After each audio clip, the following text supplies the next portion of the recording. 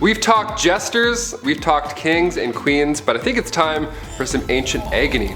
Welcome back to Bumblebee. Here are the top 10 messed up medieval punishments, not for the faint-hearted. Honestly, fair warning, this one really sucks. It gets pretty bad. If you're like 7 years old or something, turn it off, please. Kicking off the list at number 10. Boiling. Whenever I get in a bath that's too hot, I think of the medieval times. I can't help it. I can't believe this was once a real thing. I get chills thinking about it. Either water or oil would be used for this ancient punishment. To die by being boiled, that was reserved for those who poisoned others. So if you have any vials of poison, toss it. Don't do it, man. Trust me. In 1531, the time King Henry VIII was running the show, they made boiling a capital punishment. So poisoning somebody back then was equal to treason. Therefore, it was agreed you should be boiled slowly in front of like a room full of people. I would say that's the worst, but I know what's also to come on this list. Number 9.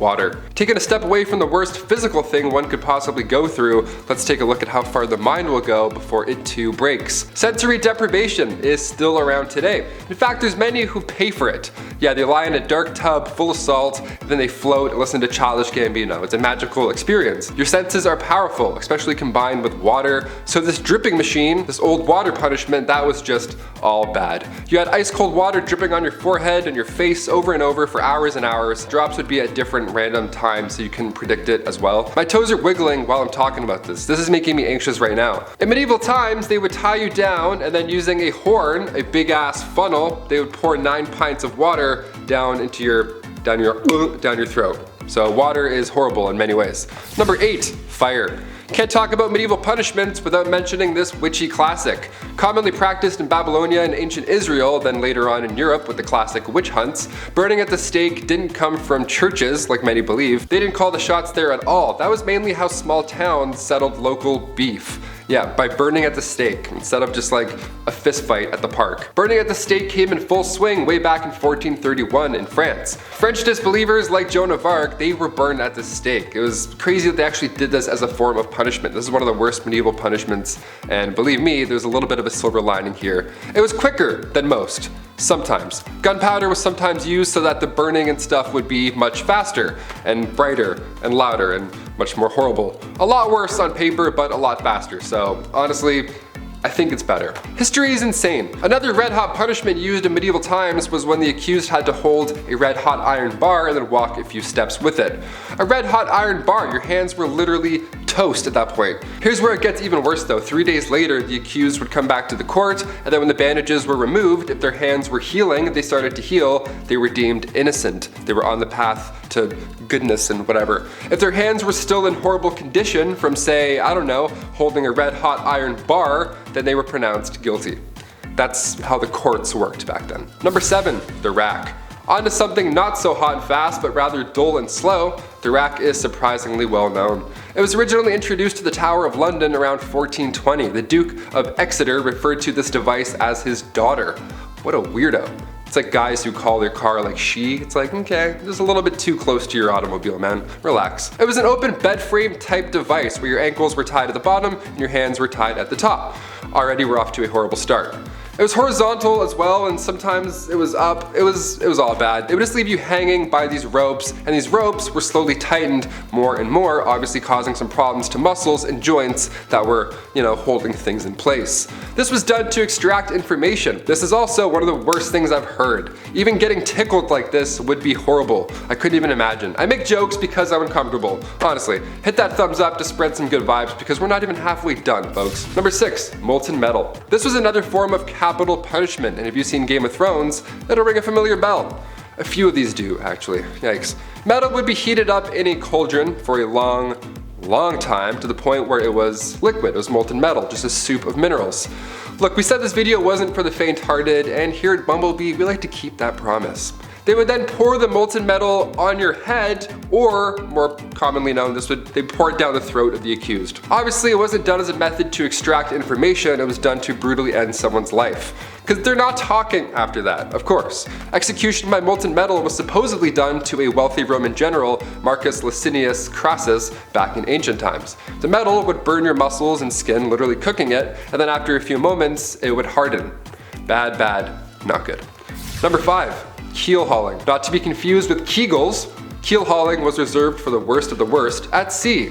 This was used by pirates for sailors who disobeyed orders and all that jazz. The victim would be suspended by a rope with rocks or weights around their ankles. Then they're lowered to the keel of the ship where all the sharp barnacles live. After so long, these ships are so old, it's just piled on, layers and layers of barnacles. Then they would get dragged all along them with the water and everything. Water plus pain, it's a lot, it's a deadly combination. Anything to do with barnacles in the sea, no chance. I'll literally tell you anything, Blackbeard. Anything. Number 4, solitary confinement.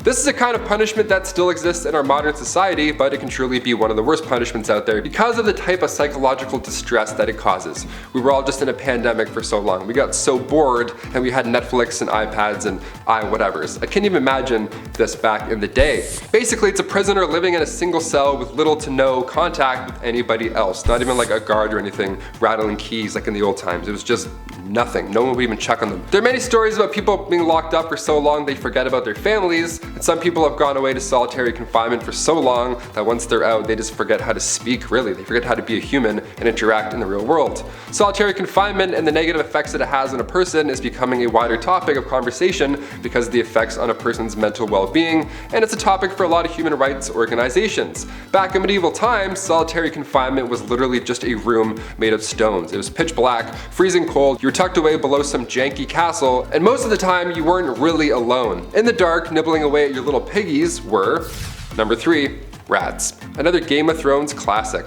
If you're a rat person, I know there's a lot of people who do tricks with their pet rat. That's cool, but maybe cover Stuart Little's eyes for this one. Rats as a medieval punishment, where do I even start? Okay, this one was a punishment for the rats at the same time. What was once called a rat trap involved a man or woman being tied down to something, and then a metal enclosure would be strapped down to their chest or their stomach. Now inside this metal enclosure, there's rats, which are also just loose walking around, and the person can feel them, the little feet walking around in their skin. And this is when the person instilling the punishment begins heating the other end of the metal enclosure. Historically, it was hot coals that were usually placed on top, or there's a fire underneath, which quickly creates a hot environment for the rats inside.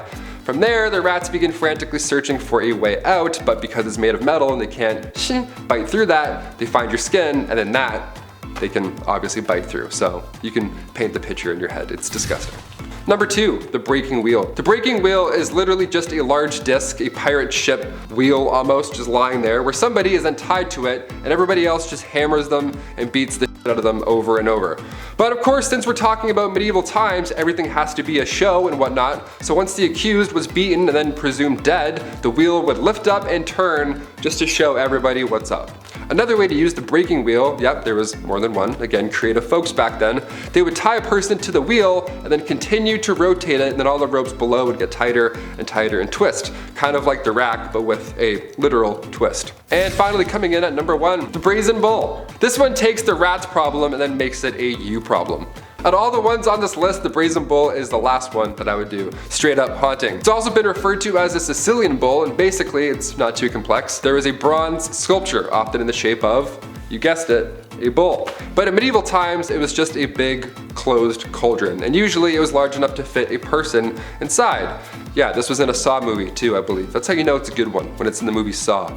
So once the person was locked inside or it was leaned over so they couldn't get out, a fire would then be set underneath this bull, and then you can probably figure out the rest in your head. They would even engineer the bull so that when somebody screamed, it sounded like a bull's roar. How fun is that? How fun is history? I'm learning so much about history that's fun on Bumblebee, and I hope you are too. If a part 2 is in your deepest desires, hit that thumbs up and I'll come back and throw up a few times and talk some more smack. I've been your host, Taylor McWaters, and we'll see you next time on Bumblebee. Peace.